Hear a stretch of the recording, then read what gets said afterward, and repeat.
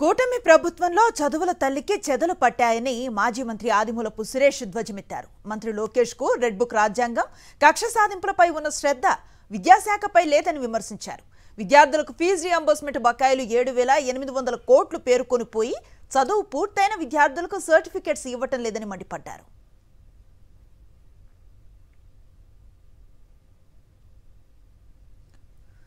చంద్రబాబు కనికట్టు చేసి మాయమాటలు చెప్పటంలో దిట్ట అంటున్న మాజీ మంత్రి ఆదిమూలపు సురేష్ తో మా ప్రతినిధి శ్రీనివాస్ ఫేస్ టు ఫేస్.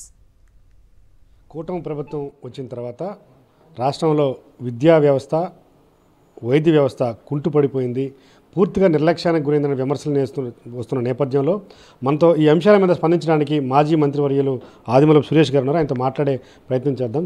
ఈ కూటమి ప్రభుత్వం అధికారంలోకి రావడానికి అనేకమైనటువంటి వాగ్దానాలు ఇచ్చింది. ముఖ్యంగా అందరూ అనుకున్నారు గత ప్రభుత్వం, వైసీపీ ప్రభుత్వం మొదలుపెట్టినటువంటి కార్యక్రమాలు ఏవైతే ఉన్నాయో, ముఖ్యంగా విద్యారంగంలో చేసినటువంటి అనేకమైనటువంటి సంస్కరణలు కానివ్వండి, పథకాలు, ముఖ్యంగా ఈ ఫీ రియంబర్స్మెంట్ కానివ్వండి, ఈ అమ్మ ఒడి కానివ్వండి, గోరుముద్దలు కానివ్వండి, నాడు నేడు కార్యక్రమాలు కానివ్వండి, ఇవన్నీ ఉంటాయనుకున్నారు.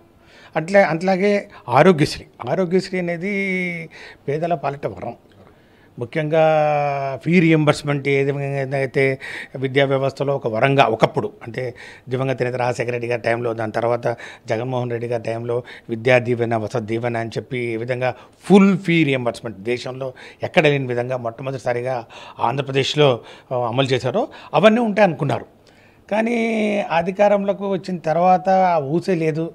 పూర్తిగా విద్యార్థుల భవిష్యత్తును అగమగోచరంలోకి నెట్టేసింది.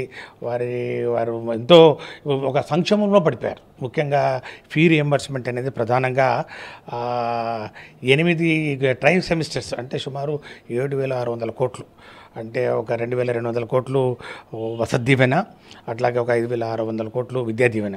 ఈ 7,600 కోట్లు వాళ్ళు ఇంతవరకు ఇవ్వకుండా మేము బకాయిలు పెట్టామని చెప్పేసి వైసీపీ మీద నెట్టేసి ప్రయత్నం విద్యాశాఖ మంత్రి గారు చేస్తుండడం ఈరోజు రాష్ట్రపతి అందరూ గమనిస్తున్నారు. కూటమి ప్రభుత్వం వచ్చిన తర్వాత మొత్తం పూర్తిగా రాజకీయం చేయడమే తప్ప వీళ్ళు చేసింది ఏదైతే గాడిలో ఉన్నటువంటి వ్యవస్థలు, విద్యా వ్యవస్థ కానీ ఆరోగ్య వ్యవస్థలని పూర్తిగా నాశనం చేసినటువంటి పరిస్థితి ఉంది. ప్రధానంగా ధనార్జనే ధ్యేయంగా ఈ ఎమ్మెల్యేలు పనిచేస్తున్న పరిస్థితి ఉంది. కాబట్టి ఖచ్చితంగా దీని మీద ప్రజాగ్రహం కూడా వచ్చే అవకాశం ఉంది, దానికి సిద్ధంగా ఉండాలని కూడా ఆయన హెచ్చరించిన పరిస్థితి ఉంది. వీడియో జర్నలిస్ట్ కరీంతో శ్రీనివాస్, సాక్షి టీవీ, సింగరాయకొండ, ప్రకాశం జిల్లా.